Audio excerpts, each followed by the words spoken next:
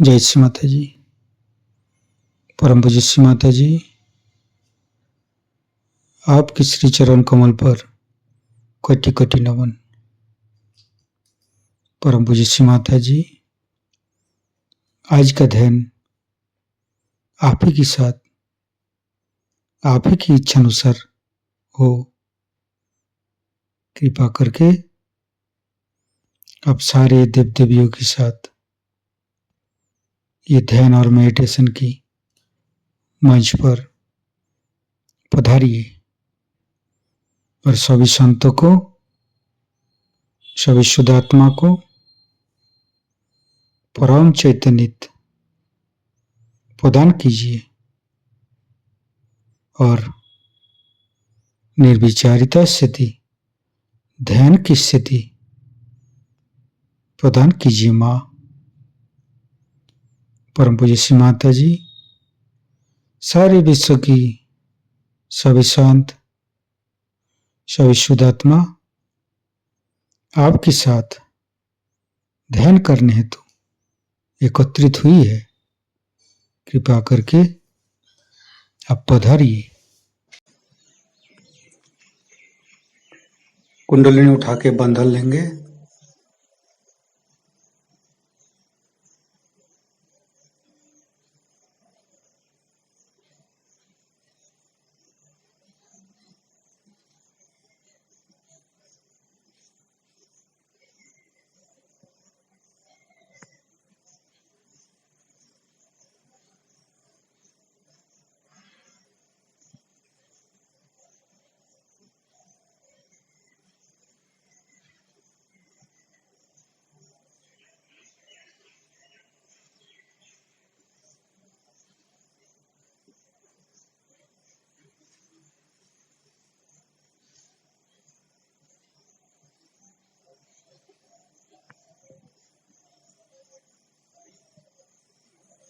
तीनों महामंत्र।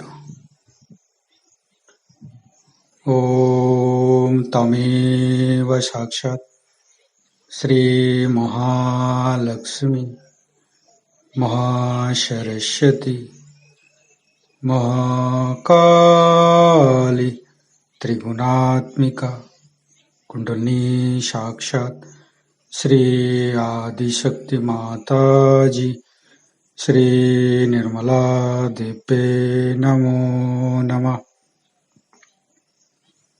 ओम तमेव साक्षात् श्री कल्की साक्षात् श्री आदिशक्ति माता जी श्री निर्मला देवे नमो नमः। ओम तमेव साक्षात् श्री कल्की साक्षात् श्री सहस्रार स्वामिनी मोक्ष प्रदायिनी माता जी श्री निर्मला देवे नमो नमः। गणेश मंत्र लेंगे। ओम तमेव साक्षात् श्री गणेश साक्षात् श्री आदिशक्ति माता जी श्री निर्मला देवे नमो नमः। दोनों हाथ खुला हुआ परम पूज्य श्री माता जी के सामने, श्री माता जी के बिंदी को देखते हुए अपने मन के अंदर, अपने हृदय के अंदर अच्छे अच्छे चिंता लाते हुए परम पूज्य श्री माता जी कृपा करके आपके श्री चरण कमल की शीतलता हमारे हृदय पर प्रदान कीजिए। परम पूज्य श्री माता जी, हम अज्ञानी हैं, हमारी अज्ञानता के बस में यदि आपकी शान के खिलाफ कोई गलती हुआ हो, कृपा करके आप मुझे क्षमा कर दीजिए माँ। अपना हृदय में परम पूज्य श्री माता जी की श्री चरण की शीतलता महसूस करते हुए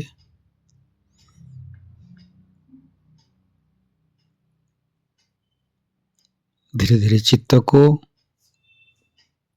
मूलाधार चक्र पर परम पूज्य श्री माता जी, आप ही तो प्रभु गणेश है, कृपा करके हमारे शरीर के अंदर तीनों नाड़ी सातों चक्र में समस्त दोषों को, समस्त रोगों को दूर कीजिए। हे प्रभु गणेश, कृपा करके आप हमारे अंदर आइए। हे आदिशक्ति माँ, हम कभी अतीत में चला जाते हैं, कभी भविष्य में चला जाते हैं। कृपा करके अतीत और भविष्य को छोड़ के हमें वर्तमान में स्थापित कीजिए। वर्तमानी धर्म है माँ, वर्तमानी सच है। कृपा करके हमें वर्तमान में स्थापित कर दीजिए। हम सारे समय, सारे पल, सारे दिन परम चैतन्य माँ के साथ चलते रहते हैं। हमारे सांसें, हमारे जीवन, हमारे समय इस चैतन्य लहरी के साथ, इस चैतन्य लहरी की शक्ति से चलते हैं, जो कि हम सहज से ही श्री माता जी के पास से प्राप्त हुई है। धीरे धीरे चित्त को तीनों स्वादिष्ठान को देखेंगे।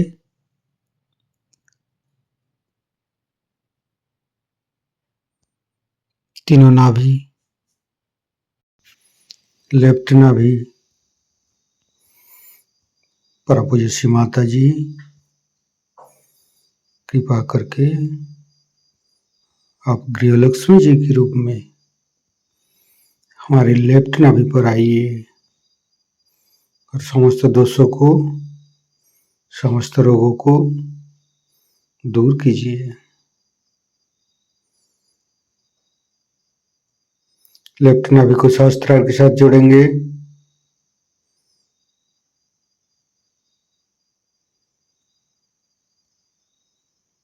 फिर चित्त को राइट नाभि, परम पूज्य श्री माता जी, कृपा करके आप हमारी राइट नाभि पर श्री राज लक्ष्मी जी के रूप में पधारिए। समस्त दोषों को, समस्त रोगों को दूर कीजिए।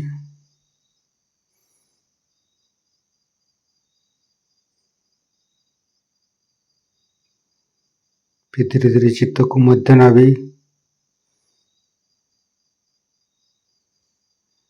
परम पूज्य श्री माता जी, आप ही ने तो हमें संतोष प्रदान की है, आप ही ने तो हमें उदार बनाया है। कृपा करके लक्ष्मी नारायण जी के रूप में हमारे मध्य नाभि पर आइए और चैतन्यित कीजिए।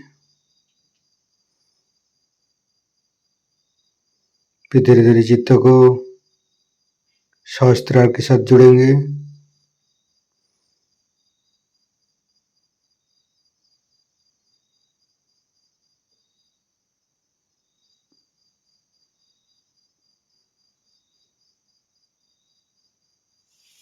फिर तीनों हृदय, लेफ्ट हृदय, परम पूज्य श्री माता जी, आपकी परम कृपा में तो हम शुद्ध आत्मा है।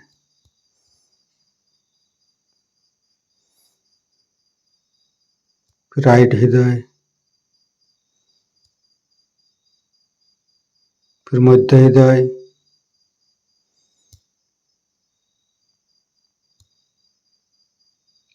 विशुद्धि, राइट विशुद्धि, लेफ्ट विशुद्धि। परम पूज्य श्री माता जी, आपकी परम कृपा में हम संपूर्ण निर्दोष है माँ। मध्य विशुद्धि, फ्रंट आज्ञा, बैक आज्ञा, सहस्त्रार। परम पूज्य श्री माता जी, हमारे अंदर अहंकार, पति अहंकार को दूर करके हमारे सहस्त्रार पर आइए, समस्त ब्रह्मरंध को खोल दीजिए।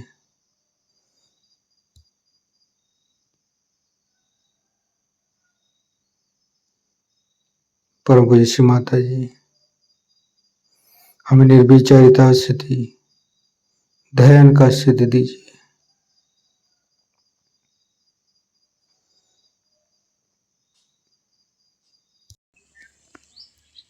सहस्त्रार के साथ एक एक चक्र को जोड़ेंगे। मूलाधार, स्वादिष्ठान,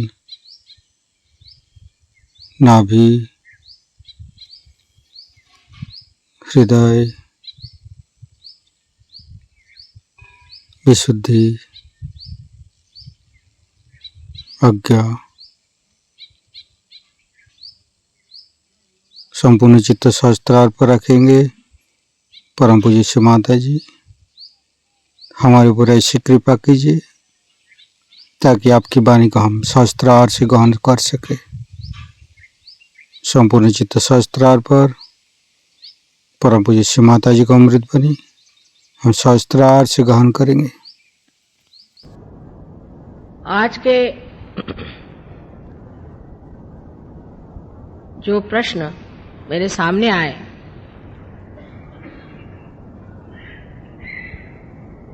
वो काफी समझदारी से लिखे गए हैं और कुछ में वही कुतूहल है जो एक बौद्धिक वर्ग में होता है। जैसे कि कहा गया है कि पहले भी इतने अवतरण हो गए तो उन्होंने ये काम क्यों नहीं किया। अब मैं क्या जानूं, आप उनको फोन करके पूछ लीजिए। ये भी कोई बात हुई? अरे भाई, अगर कोई काम कर रहा है तो सोचना चाहिए कि ये तो बड़ा भारी काम हो रहा है और ये अच्छी बात है, अभी तक नहीं हुई तो नहीं हुई। वास्तविक बात यह है कि पेड़ जब बढ़ता है तो उसकी एक एक अवस्था होती है। जिस अवस्था में आज का समय आया हुआ है, कल ही मैंने कहा था कि ये बहार का समय है और इस समय अनेक लोग अपने सुकृतों को फलद्रूप होते हुए देखेंगे। आपने जो पुण्य पहले जन्म में किए हैं उसके आज आशीर्वाद स्वरूप आपको आत्म साक्षात्कार होगा। ये तो अनादिकाल से लिखा गया है। आप लोग तो सब बहुत विद्वान हैं, लेकिन नल दमयंती आख्यान अगर आप पढ़िए तो नल दमयंती कितने हजारों वर्ष पूर्व हो चुके, जब नल ने एक दिन कली को पकड़ा और उसकी टांग पकड़ के कहने लगा कि तू अब बता कि तू सबका सर्वनाश करने वाला और सबको भ्रम में डालने वाला अति दुष्ट है और तेरा जीवित रहना ठीक नहीं, क्योंकि तूने मेरी पत्नी से मेरा बिछोह किया था और इसी तरह तू सब में भ्रम डाल करके एक दूसरे में झगड़ा लगाते रहेगा और कलयुग में जो जो हाहाकार होने वाला है उसको अगर किसी तरह से मिटाना है तो तेरा ही नाश कर देना ठीक है, ये मैं बड़ा पुण्य कर्म करता हूं। तो कली ने कहा, हाँ भाई ये तो बात सही है, लेकिन मेरा भी कुछ महत्व है, इसको सुन लो। मेरा महात्म्य ये है कि जब मेरा साम्राज्य संसार में चलेगा, जब घोर कलयुग आएगा, उस वक्त ये जो दरी कंदरों में साधु लोग परमात्मा के खोज में घूम रहे हैं, ये एक सर्वसाधारण घर गृहस्थी में बैठे हुए सर्वसाधारण सामान्य लोग होंगे, लेकिन इसमें का जो असामान्य है वो आत्म साक्षात्कार इन्हें प्राप्त होगा। ऐसा सुनते ही नल ने उसे छोड़ दिया और उसकी क्षमा मांगी कि ये महात्म्य मैं तुम्हारा नहीं जानता था। ऐसे तो कुछ अवतरण जरूर कलयुग में भी हुए, लेकिन इतना घोर कलयुग कभी भी संसार में नहीं था, और इतना बड़ा कार्य भी आज तक संसार में हो नहीं पाया। एक प्रश्न और आता है कि आप मां क्यों यह सब कार्य कर रही हैं, बाप को भी कुछ काम करना चाहिए। सो यही कहूंगी कि सहृदयता में कहते हो कि मां तुम कितनी परेशान रहती हो, रोज रोज तुम्हारे प्रोग्राम सुबह शाम चलते हैं। वो हो सकता है कि नाराजगी से भी कहते हैं क्योंकि स्त्री कोई काम करे, इस तरह का ये तो बहुत ही लोगों को बुरा लगता है। लेकिन भाई आपको पुनर्जन्म देने की बात है ना, तो किसी बाप ने तो आज तक जन्म दिया नहीं बच्चे को।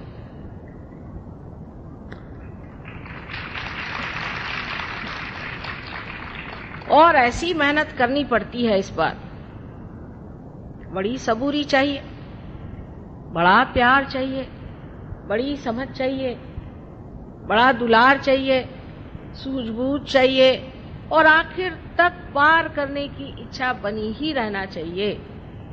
ऐसे अगर श्री कृष्ण होते तो वो आधे लोगों को तो दिल्ली में सुदर्शन से ही उड़ा देते।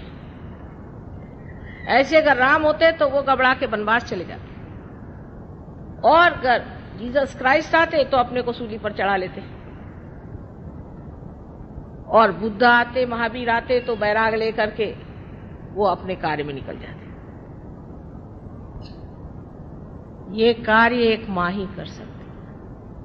मैं मानती हूं अपने देश में नारी का इतना मान नहीं जितना होना चाहिए, विशेषतः उत्तर हिंदुस्तान में मान नहीं है।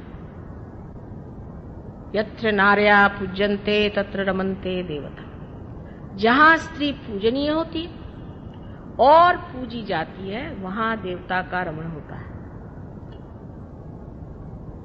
लेकिन हम लोगों के यहां जब औरतें मर्दाना बना करती हैं, तो जितने मर्दों के गलत गुण हैं वो लेकर के इस कदर उनके तौर तरीके खराब हो जाते हैं कि मनुष्य सोच ही नहीं सकता कि कोई स्त्री मां स्वरूप होकर के भी शुभ कार्य कर सकती। मैं इसका दोष सिर्फ अज्ञान को दूं। ये काम बहुत कठिन है, पहाड़ जैसी कुंडलिनी उठानी पड़ती।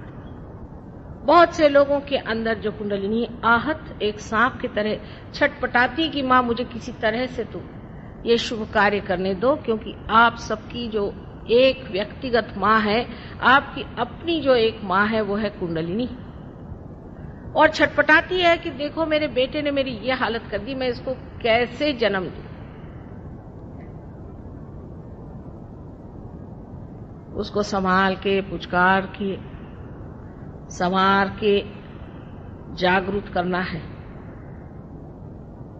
और वो भी सामूहिक तरह से ये कार्य आज होना चाहिए, क्योंकि पहले जरूर थोड़े लोग आत्म साक्षात्कारी होते थे, लेकिन उनको तो सबने छला ही, उनको किसी ने मारा नहीं और सताया।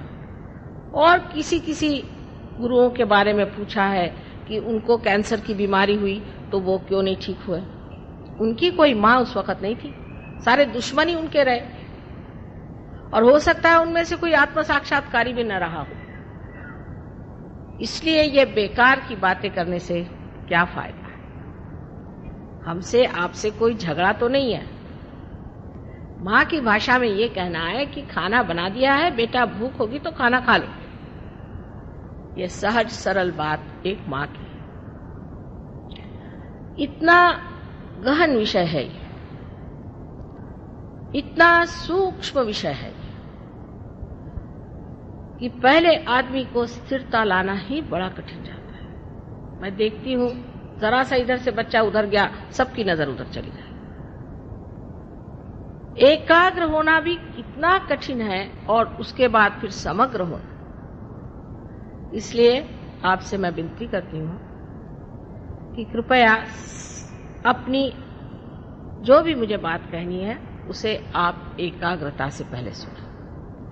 जैसे कि साइंस में पहले एक धारणा यानी हाइपोथेसिस दिया जाता है कि ये हाइपोथेसिस है, और फिर उसको सिद्ध करने के बाद लोग मान लेते हैं कि यही कायदा है। इसी प्रकार आपको भी सहयोग के ओर और कुंडलिनी दर्शन के ओर नजर करनी चाहिए। हर बात में कुछ न कुछ विरोध की बातें करने से हम कहीं नहीं पहुंच पाते, पर विरोधात्मक बुद्धि होने की वजह से हर जगह का विरोध हम खोजते रहते हैं। जैसे कि आप में और फलाने गुरु में क्या अंतर है? बहुत अंतर है। जिन गुरुओं के यहां सेवा की बड़ी बड़ी पेटियां लगी रहती हैं, वो तो आपके नौकर हुए। जो आपसे रुपया पैसा लेते हैं, उनमें हम में बहुत बड़ा अंतर है। वो आपकी कुंडलिनी जागृत नहीं करती। सिर्फ बातचीत ही बातचीत से हो जाएगा। हमने कहा बेटे हमने खाना परस दिया, आप खाइए, और ना वहां थाली न कटोरी न कुछ नहीं, यहाँ खाइए खाइए ना खाइए, खाते क्यों नहीं? आप कहिएगा कि यहाँ है क्या, लेकिन ऐसा नहीं लोग सोचते हैं। जो भी भ्रम दिमाग में डाल दे बस उसी को मानने लग जाते हैं, क्योंकि ये घोर कलयुग है। कोई सा भी भ्रम किसी ने डाल दिया, मैं तुमको एक नाम देता हूं, गुरु। अरे भाई, नाम देने के लिए गुरु काहे के लिए चाहिए? मेरी आज तक समझ में नहीं आया। नारद ने वाल्मीकि को राम का नाम बताया था। कहाँ वाल्मीकि, कहाँ नारद? क्योंकि उनका राइट हार्ट जिसे हम कहते हैं चक्र पकड़ रहा था, इसलिए उन्होंने राम का नाम बताया। सब डाकुओं का राइट हार्ट पकड़ता है, लेकिन आप कोई डाकू है, आप क्यों राम का नाम ले रहे हैं? आपका जो चक्र पकड़ा है वही ना आपको नाम दिया जाएगा, और जब चक्र छूट जाएगा तो भी आप उसको रटते जाइएगा। जिसको देखो वही कुछ न कुछ नाम देता है। एक महाशय तो 600 पाउंड लेकर के ऐसा नाम देते हैं जैसे ठिंगा, इंगा, पिंगा, और उसको गुप्त रखने को कहते हैं। आप बेवकूफों की कमी नहीं गालिब, वही हालत कहनी चाहिए। नाम देने वाला गुरु कभी भी सही नहीं हो सकता। कौन से चक्र पकड़े? क्यों नहीं उनसे आप सवाल पूछते कि भाई तुमने मुझे ये नाम दिया, सो कौन से चक्र के वजह से दिया? कौन मुझ में दोष है? किस लिए मुझे ये नाम आपने दिया? सवाल होना चाहिए। सवाल तो मां से होते हैं, क्योंकि हमने पूरी स्वतंत्रता दे रखी है और दे रहनी चाहिए। सवाल होने चाहिए, जिससे मैं खुश होती हूँ कि बच्चों ने सवाल तो किया है। स्वतंत्रता से बैठे हुए बच्चे सवाल करते हैं, ये मां के लिए बड़ी शान की चीज है। लेकिन हमने औरों से कभी सवाल नहीं पूछा। जहां दान की पेटी लगी हुई है, 7 मंजिल में एक न बोलने वाला महाशय बैठा हुआ, गुरुजी, सब दान में वहां पे रुपया डालते हो जा रहे हैं, गुरुजी कभी बोलते नहीं, एक नाम दे देते हैं। करोड़ों रुपया, लाखों रुपया उस दानों की पेटी में चला जा रहा है। भगवान जाने कौन से खो में छिपता है। वहां सवाल नहीं होते, क्योंकि वो मेस्मराइज कर देते हैं, मंत्रमुग्ध कर देते हैं। अपनी स्वतंत्रता में मनुष्य को यह भी सोचना चाहिए कि इसने मुझे नाम दिया तो उससे क्या मुझे फायदा होने वाला है। अरे डॉक्टर भी जब आपसे कहता है कि मैं आपको दवा देता हूं, तो पूछता है कि मुझे क्या रोग है, ये बताइए, आप किस लिए दवा दे रहे हैं मुझे?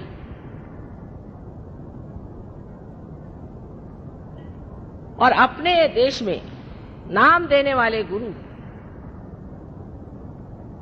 इतने फैल गए हैं कि अब कोई भी आदमी जेल से भी छूटे और वो काशाय वस्त्र पहन के घूम के घर आकर यहाँ 12 खंबा रोड पे बैठ जाए और नाम देने लग जाए, तो मैं आपसे कहती हूँ कि सब लोग वहां दौड़ते चले जाएंगे यहां से। पहली चीज जान लेना चाहिए कि नाम देना व्यर्थ की चीज है। आज मैं भक्ति की बात कर रही हूं। अब ये हुआ कि 2 गुरु हम रख सकते हैं, कि 4 गुरु रख सकते हैं, कि 10 गुरु रख सकते हैं। बाबा कोई गुरु मत रखो, कलयुग में सदगुरु मिलना मुश्किल है। मैं कहती हूं आप ही अपने गुरु हो जाओ। हो गए, महान गुरु हो गए, उन्होंने आपका गुरु का स्थान बना लिया है और उसी गुरु के स्थान पे आप अधिष्ठित हो जाओ, उसी पे विराजो और आप ही गुरु बनके अपना भी और दूसरों का भी संचालन करो, उनका गाइडेंस करो। किसी को गुरु बनाने की जरूरत नहीं, इस माथे को किसी के सामने झुकाने की जरूरत नहीं। ये माथा जो है, यहाँ एकादश रुद्र के 11 बड़े जबरदस्त विध्वंसकारी चक्र है। इसको आप जिसके उसके सामने झुकाते फिरते हो। मंदिरों में गए, वहां कोई पंडित जी बैठा हुआ है, बिल्कुल बेकार चोर आदमी, उसके सामने जाकर सर झुका दिया। पंडित जी बैठे हैं, पंडित जी पंडित जी पंडित जी आए, उन्होंने आपके माथे में कुमकुम लगा दिया। उसके बाद पता हुआ बाहर आते आते चक्कर आके गिर गए। हनुमान जी ने पता नहीं क्या कर दिया कि हम मंदिर में गए थे, उस दिन से आज बीमार हो गए। अरे भाई, वो हनुमान जी ने थोड़ी किया, वो बैठे ना हनुमान जी के वहां। ये भक्ति की जो गलतियां हैं उसको समझ लेना चाहिए। भक्ति का मतलब ये नहीं है अंधी श्रद्धा, कभी भी नहीं। श्रद्धा भी आपको आत्म साक्षात्कार के ही बाद आनी चाहिए। मैं आपसे बार बार कहती हूँ कि मेरे पैर मत छूओ। क्यों छूते हो मेरे पैर? मैंने आपको दिया ही क्या है? मैं जब आपको कुछ दूं और आप सोचें कि मुझ में कोई बात है तो ठीक है, आप पैर छू लीजिए, लेकिन क्यों इस माथे को सबके सामने झुकाना? गुरु नानक साहब ने कितना सुंदर काम किया कि जितने आत्म साक्षात्कारी गुरु थे उनकी ही किताबें लेकर के और ग्रंथ साहब बनाया। और झुकना है तो ग्रंथ साहब के सामने झुकिए, माने आप चैतन्य के आगे झुक रहे हैं, ये कहा था। मोहम्मद साहब ने भी यही कहा कि किसी के सामने मत झुको। आज सवेरे बहुत से बीमार लोग आए थे, उनमें से 99% लोग गुरुओं के चक्कर में बीमार थे। किसी को कैंसर, किसी को हार्ट ट्रबल, किसी के पैरालिसिस, किसी के कुछ। सारी बीमारियां इन गुरुओं से पाई हुई है। अच्छा है साहब, पैसा देकर के आप बीमारी खरीद रहे हैं? यह कोई भक्ति हुई? भक्ति में एक चीज जिसको मराठी में डोळस भक्ति कहते हैं, आंख खोल के भक्ति करना चाहिए। ये देखना चाहिए कि इनके पास गया हुआ आदमी जो है उसका क्या हाल है, ये दे क्या रहा है, ये परम दे रहा है या कुछ कहीं की विभूति आ गई, कहीं का डायमंड आ गया।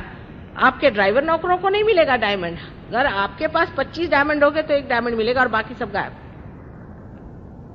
ऐसे चक्करों में आप रह करके बाद में हार्ट अटैक लेकर मेरे पास पहुंचते हैं, मां हमें हार्ट अटैक आ गया। ये भक्ति का हमारा स्वरूप है। डॉक्टर वॉरेन आप लोगों को बहुत मानते हैं और वो ये सोचते हैं कि आप लोग बड़े धार्मिक हैं, लेकिन भोलेपन की भी कोई हद होती है। इतना भोला होना अच्छा नहीं है, ऐसे गलतफहमी में घूमना अच्छा नहीं है। कोई भी आदमी जेल से छूट के आए, चाहे कहीं से आए, इसका पता नहीं किया आपने कि कौन है क्या है, और लगे उसके पीछे में। हमारे सरकारी नौकर, हालांकि हमारे पति एक सरकारी नौकर रहे और मशहूर है, बहुत ईमानदार, बहुत शरीफ आदमी, सब ऐसे ही गुरुओं के पीछे भागते। क्या उनके पास अकल नहीं है? अरे बड़े बड़े मंत्रीगणों का यह हाल है, छोड़िए बेचारे सरकारी नौकरों। उनके सबके पास क्या अकल नहीं है कि उसकी कुंठित हो गई अकल? वो सोच नहीं सकते हैं कि ये आदमी है, ये पैसे की बातें करता है, ये डायमंड्स की बातें करता है, ये कहता है चल लाओ इतना पैसा निकालो। क्या हम लोगों को ये सोचना नहीं चाहिए कि अगर एक सरकारी नौकर के लिए इतना ईमानदार होना जरूरी है, तो उस परमात्मा की जिसने चाकरी की है उसको कितना ईमानदार होना चाहिए? और डंके की चोट पर सबके सामने वो लोग कहते हुए भी हम तो भाई वारी वारी जावा चले उनके ऊपर रुपया उड़ाने के लिए। हमारे यहाँ औरतें उससे भी बदतर इस मामले में है आदमियों से, इसीलिए आदमी औरतों को भी नहीं मानते। कोई गुरु बाबा जी आके बैठ गए, वो प्राइवेटली में जरूर औरतों से बात करें। प्राइवेट क्या होता है परमात्मा के मामले? क्या परमात्मा प्राइवेट है? वो सबदू प्रकाशमान उस परमात्मा का प्राइवेटली बात करने का कौन सा सवाल उठता है, मेरे समझ नहीं आता। और हर तरह की चीजें आपने सुनी होंगी, अपने मंदिरों में होती है। जो जो बातें सुनी है तो ऐसा लगता है कि हे प्रभु, तुम्हारे नाम पर कितना अधर्म मेरे देश में हो रहा है। और बाहर जब जाते हैं तो लोग बताते हैं हाँ रहने दीजिए, आपके यहाँ मंदिरों में आजकल गांजा बिकती है? हाँ, महालक्ष्मी के मंदिर में बंबई में गांजा बिकते हैं। पुलिस से कहो तो कहता नहीं भाई हमारा कोई मतलब नहीं। वो कहते हैं कि आपके मंदिरों में जो हाल है आप जाके अंदर देखिए क्या हाल है। लेकिन हम लोग इस ओर नजर नहीं करते। हम लोग सोचते नहीं कि परमात्मा शुद्ध है, पवित्र है, शुभकारी है। ऐसे अशुभ चीजों के तरफ जब हम अपनी नजर घुमाएंगे तो हमारा भी अशुभ होने वाला है। हमारा क्या शुभ होगा? सो सबसे पहले भक्ति में ये जानना चाहिए कि आंख खोल करके भक्ति करो। श्री ज्ञानेश्वर जी ने ध्यान पर बहुत कुछ लिखा, लेकिन हमारे महाराष्ट्र में लोग हाथ में झांझरी लेकर के विठ्ठल विठ्ठल विठ्ठल विठ्ठल 1 महीना पैदल भूखे ऐसे जाते हैं, मुंह में तंबाकू रख के। ये कोई भक्ति हुई? और नहीं तो वो ऑक्सफोर्ड स्ट्रीट में बाजार से बोधी खरीद के लगाते हैं और ढीली ढाली धोती पहन के वहां हरे रामा हरे रामा हरे रामा, वो सारी धोती भी गिरती जाती है।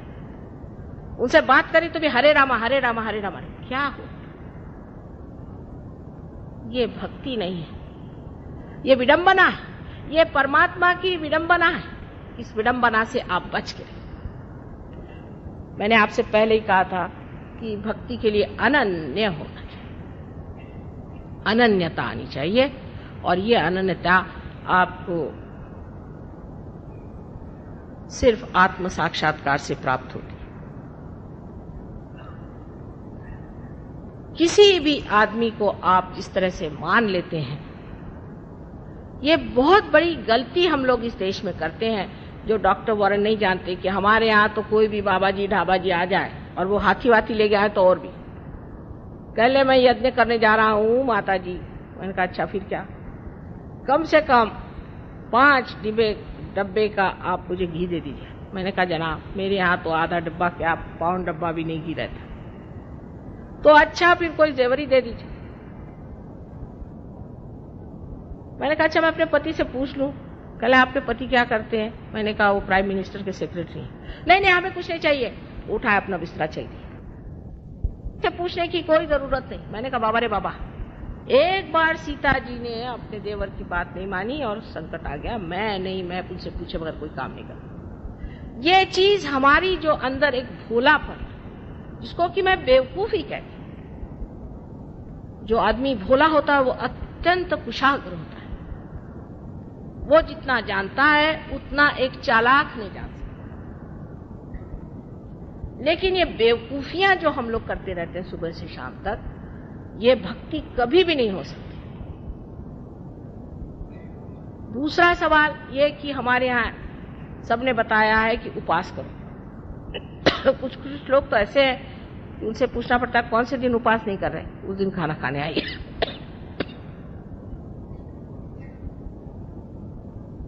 उपास करने को कौन से भगवान ने कहा ये मुझे आज तक पता। कौन से शास्त्र में लिखा कि भाई तू उपास कर। इसलिए आप उपास कर रहे हैं, उपासना ना करिए। जिस दिन भगवान का जन्म हुआ उसी दिन उपास शुरू। जिस दिन श्री गणेश का जन्म हुआ उस दिन उपास करेंगे। श्री राम का जन्म हुआ उस दिन उपवास करेंगे। श्री कृष्ण का जन्म हुआ, उस दिन उपवास करेंगे। अरे भाई, उस दिन कोई मर गया है क्या? बुद्धिमान लोग भी औरतों के चक्कर में, स्त्री आचार में फंस के, हाँ भाई ठीक है, आज हमारे घर में उपवास है, चलो कहीं क्वालिटी में जाके खाए आए, तो घर में उपवास। इस तरह से अपने भक्ति के ओर जब हम बहुत ही जड़ता से देखते हैं और उसकी गहनता पे नहीं उतर पाते, तो भक्ति भी रंग नहीं दे सकती। इस प्रकार अनेक तरह से अनेक विध भक्तियां, जैसे गजलें हैं। अब गजलें का लिए भगवान के लिए, मैंने कहा ऐसी कैसे शराब में हो सकती गजलें? ये तो किसी शराबी की लिखी हुई दिखाई देती है, कैसे? नहीं, वो शराब पी के भगवान में रखती। अच्छा, ये तो मैंने सुना नहीं कभी। ऐसी विचित्र विचित्र बातें हमारे अंदर सदियों से चली आ रही हैं, उसी पे हम चलते जा रहे हैं, क्योंकि हमारे अंदर जो आंख परमात्मा को जानने की है वो खुली नहीं।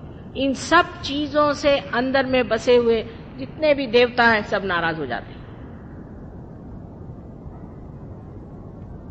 हाँ, कहने लगे पर शंकर जी भी तो पीते थे भंग, तो हम पिए तो क्या? आप क्या शंकर जी हैं? वो उन्होंने हलाहल पिया था, आप पीजिए हलाहल। जिन्होंने हलाहल पिया था वो दुनिया भर का विष अपने अंदर समा सकते हैं, वो तो विष समझ के पी रहे, और आप क्या समझ के पी रहे? इस तरह की विपर्यास जो भक्ति है वो आपको कहीं नहीं ले जा सकती। भक्ति में जब अनन्यता आती है तो ध्यान में ही मनुष्य उसका आनंद उठाता है। उसका वर्णन करने योग्य नहीं, क्योंकि उसके लिए शब्द ही संसार में निरानंद उसमें। इसीलिए कहा गया है कि जब मस्त हुए फिर क्या बोले। फिर कमाल तो यह है कि सारे साधु संतों ने इन सब चीजों पर इतना लिखा है, तब भी हम वही काम करते हैं। कबीरदास जी को ले लीजिए, नानक साहब को ले लीजिए, तुकाराम को ले लीजिए। अरे रामदास स्वामी ने तो ऐसी ऐसी, क्योंकि मराठी में गालियां नहीं है, तो मन से गालियां बना बना करके ऐसी गालियां बकी है, मन से ही अपने, ऐसी उसका कोई अर्थ लगता नहीं है। ऐसे साधुओं को, ढोंगी लोगों को उन्होंने कहा महिषा मर्दिला चंदने, एक भैंस को लाया और उसको चंदन से मल दिया और लगे उसकी पूजा करने भक्त लोग। और जब भैंस ने लात मारी तो कहने लगे कि गुरुजी आपकी कृपा हो गई कि आपने हमें लात मारी। माने उस वक्त भी ये होता होगा शिवाजी के जमाने में। तो इस प्रकार हमारे भक्ति ने इस तरह का विचित्र रूप धारण कर लिया है कि लोगों को बिल्कुल ही विश्वास नहीं आता कि ये ढकोसलेबाजी है या क्या है। एक तरह से आप लोग जो करते हैं वो, मैं नहीं कहती कि ढकोसला है, मैं ये नहीं कहती, आप शायद विश्वास करके करते होंगे, लेकिन ये विश्वास आपने गलत चीज पे कर लिया और उस गलत चीज को आपने अपना लिया है, जो आपको बिल्कुल गलत पथ पे ले जाता है। अब दूसरा यहाँ जो मैं देखती हूँ कि सरकारी दिल्ली शहर में तांत्रिकों का भी बड़ा राज्य चल पड़ा है। कुछ तो भाग खड़े हुए हैं, पर कुछ है अभी यहाँ काफी। अब ये तांत्रिक लोग हमारे भारतीय लोगों में एक नई जो विशेष व्यवस्था आई हुई है उसकी पूर्ति करते हैं। हम लोग किसी को ऊंचा उठते हुए देख नहीं सकते, कोई गया कि उसकी टांग खींचनी चाहिए। तांत्रिक इसके लिए बहुत अच्छे हैं। एक कहावत है या एक कहानी है समझ लीजिए कि कहीं से बिच्छुओं का बड़ा भारी एक प्रदर्शन करना था, हर जगह से बिच्छू गए और भारतवर्ष से भी स्पेशल बिच्छू वहां पहुंचे। इस वक्त में उन्होंने देखा कि एक जो मर्तबान है उसके अंदर ढक्कन ही नहीं। वो कहा भाई इसमें ढक्कन ही, बिच्छू आके सबको काटेंगे। कह ले हो ही नहीं सकता, ये भारतवर्ष से आए हैं। एक बिच्छू ऊपर आएगा, दूसरा उसको फौरन खींच लेगा। और इसलिए तांत्रिक हमको बहुत सुहाते हैं। तांत्रिक के यहाँ गए और तांत्रिक से कहा, भाई देखो वो एक आदमी है, उसको जरा ठिकाने लगा दो। आपको पता है ये तांत्रिक लोग क्या है?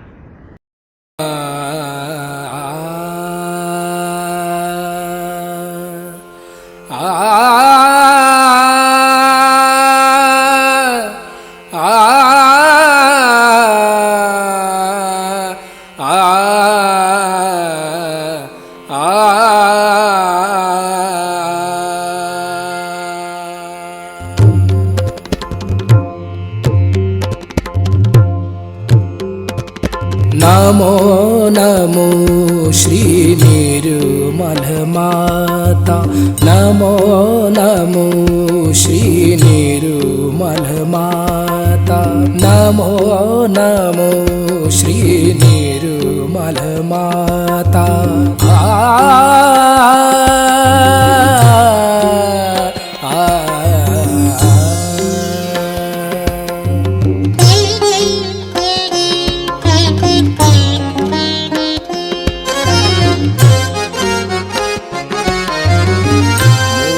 मोक्षदायिनी हे परमेश्वरी, मोक्षदायिनी हे परमेश्वरी, मोक्षदायिनी।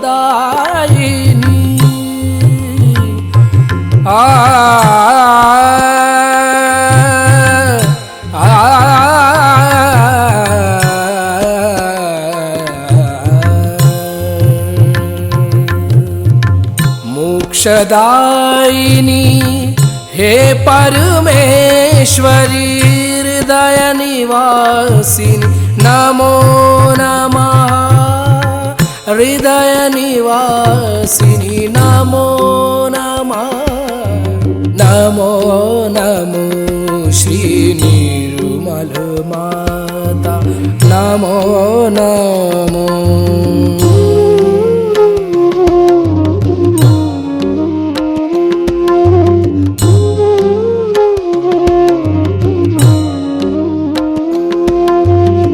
सहस्त्र कमल पर तुझको पाया, सहस्त्र कमल पर तुझको पाया।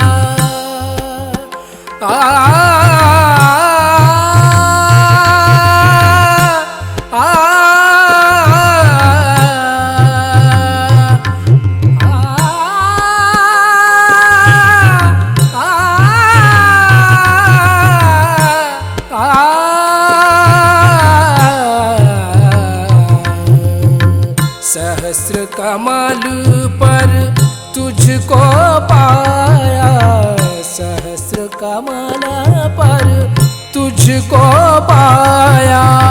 सात चक्र पर विजय दिलाया, सात चक्र पर विजय दिलाया। ब्रह्म ज्ञान से हमें मिलाया, ब्रह्म ज्ञान से, ब्रह्म ज्ञान से, ब्रह्म ज्ञान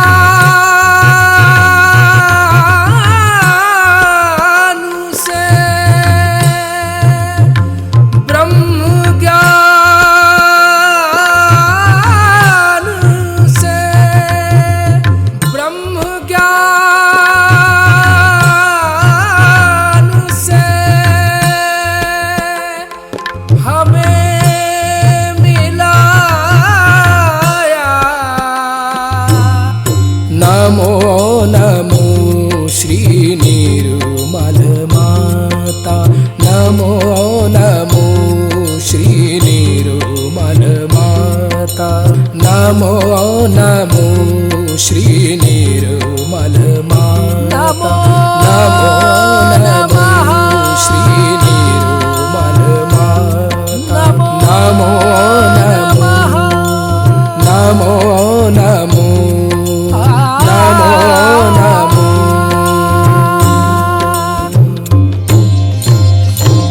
ओम त्वमेव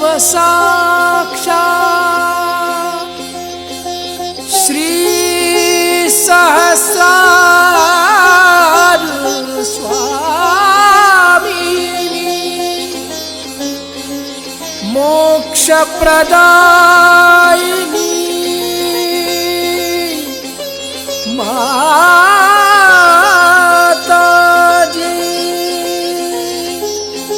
श्री निर्मला देवे नमो नमः नमो नमः नमो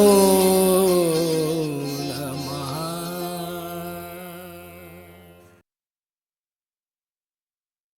इस अवस्था को प्राप्त करने के बाद कृपया कुछ देर ध्यान में रहें।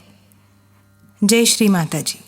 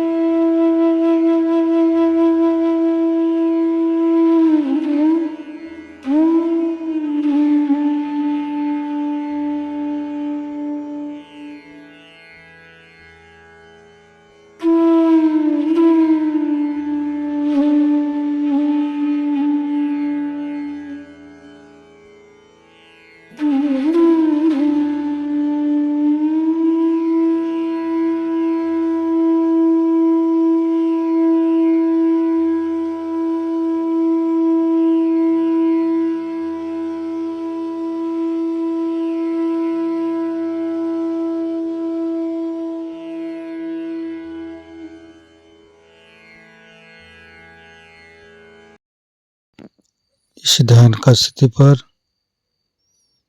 परम चैतन्य अनुभव करते हुए थोड़ी देर रहेंगे। दोनों हाथों पर सहस्त्रार पे परम पूज्य श्री माता जी का चैतन्य की वर्षा अनुभव करते हुए परम पूज्य श्री माता जी आज का ध्यान अपने करा के जो हमें चैतन्यत की है,